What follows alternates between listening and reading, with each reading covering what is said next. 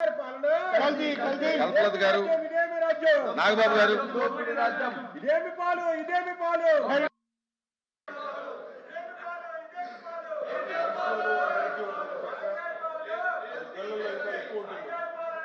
ఎనర్జీని సరైన మార్గంలో ఛాలెంజ్ చేస్తే మంచి పౌరులుగా ఎదుగుతారు. ముఖ్యంగా చదువుకునే పిల్లలకు వారంలో కనీసం 3 రోజులైన physical fitness, games and extracurricular యాక్టివిటీస్లో శిక్షణ ఇవ్వాలి. కొన్ని ప్రైవేట్ ఎడ్యుకేషన్ ఇన్స్టిట్యూట్స్లో చదువుకుంటున్న పిల్లలకి ఫిజికల్ ఫిట్నెస్ లేదా క్రీడా వసతి కరువైపోయింది. 4 గోడల మధ్య చదివి చాలామంది పిల్లలు, స్పెషల్లీ ప్రైవేట్ స్కూల్ పిల్లలు ఎంతో స్ట్రెస్ గురవుతున్నారు. మానసిక, శారీరక ఆరోగ్య ఇబ్బందులు ఎదుర్కొంటున్నారు. కొందరు పిల్లలైతే సూసైడల్ టెండెన్సీ గురవుతున్నారు.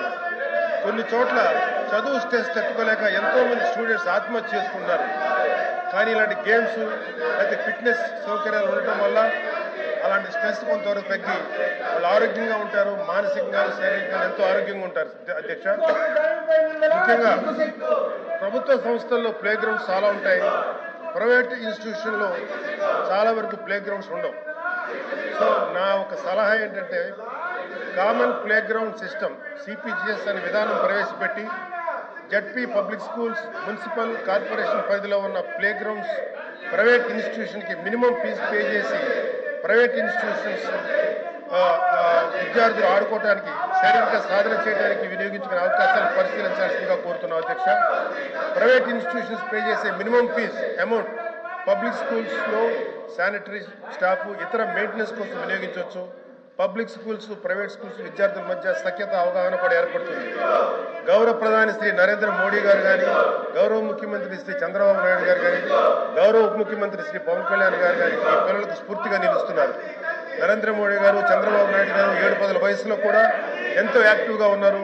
ప్రతిరోజు ఉదయాన్నే యోగా చేస్తారు. ఎంతో డిసిప్లిన్ లైఫ్ జీవిస్తున్నారు. ఆరోగ్యంగా, ఉత్సాహంగా పరిపాలన నిర్వహిస్తున్నారు.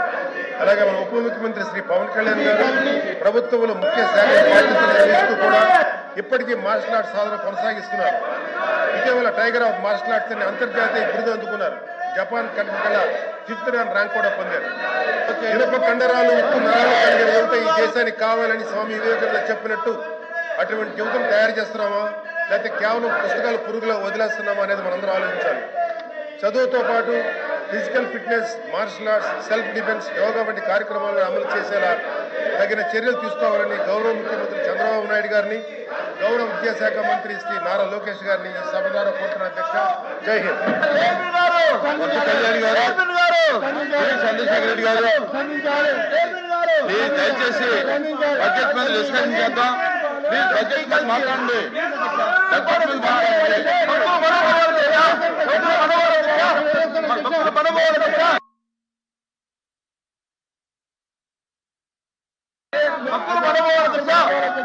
బడ్జెట్ మీద డిస్కస్ చేద్దాం. కూర్చోండి,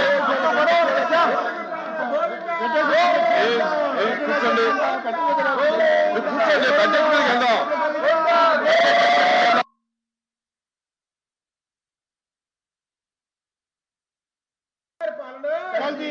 కల్పలత గారు, నాగబాబు గారు, ఇదేమి పాలు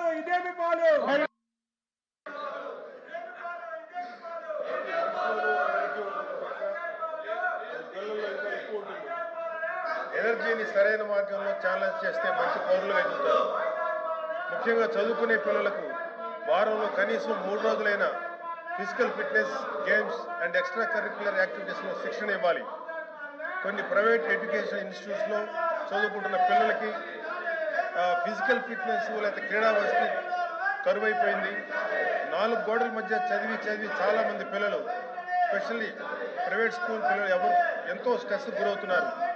మానసిక, శారీరక ఆరోగ్య ఇబ్బందులు ఎదుర్కొంటున్నారు. కొందరు పిల్లలైతే సూసైడల్ టెండెన్సీ గురవుతున్నారు. కొన్ని చోట్ల చదువు స్ట్రెస్ తట్టుకోలేక ఎంతోమంది స్టూడెంట్స్ ఆత్మహత్య చేసుకుంటున్నారు.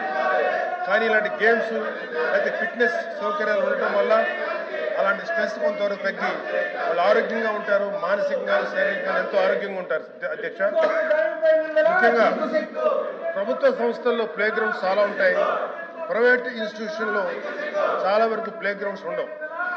సో నా ఒక సలహా ఏంటంటే common playground system CPGS అనే విధానం ప్రవేశపెట్టి ZP public schools, municipal corporation పరిధిలో ఉన్న ప్లే గ్రౌండ్స్ ప్రైవేట్ ఇన్స్టిట్యూషన్కి మినిమం ఫీజు పే చేసి ప్రైవేట్ ఇన్స్టిట్యూషన్స్ విద్యార్థులు ఆడుకోవడానికి శారీరక సాధన చేయడానికి వినియోగించుకునే అవకాశాలు పరిశీలించాల్సిందిగా కోరుతున్నాం అధ్యక్ష.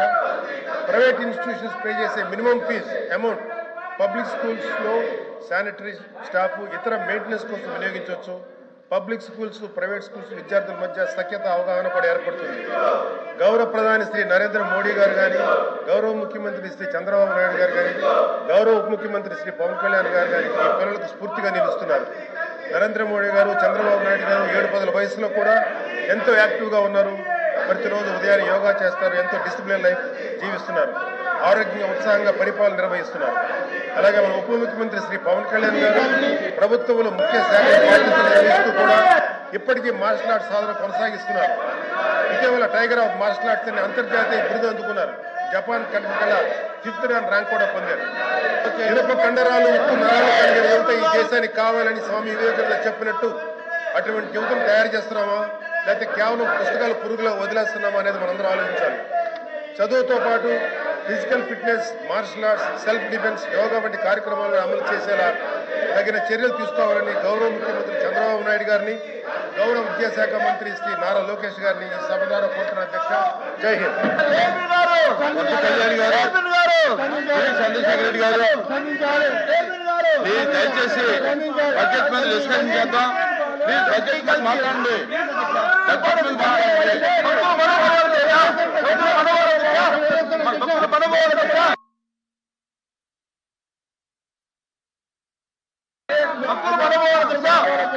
బడ్జెట్ మీద డిస్కస్ చేద్దాం. కూర్చోండి, కూర్చోండి,